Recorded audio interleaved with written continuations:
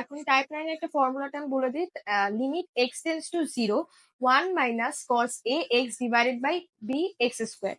এখানে cos ax এ মানে এই ফাংশনে x এর যেই কোএফিসিয়েন্টটা থাকবে সেটা আমরা নিউমারেটরে বসাবো, বসিয়ে ওটাকে স্কোয়ার করে দিব।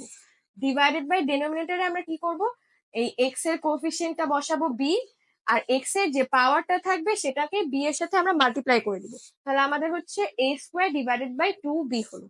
তো আমরা কিছু এক্সাম্পল দেখছি, ওটা করে দেখাই। Limit x tends to 0 1 minus cos 7x divided by 3x square.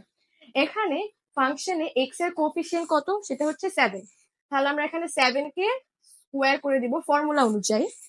Divided by ডেনোমিনেটরে x এর কোএফিসিয়েন্ট হচ্ছে 3 3 মাল্টিপ্লাইড বাই x এর পাওয়ার 2 2।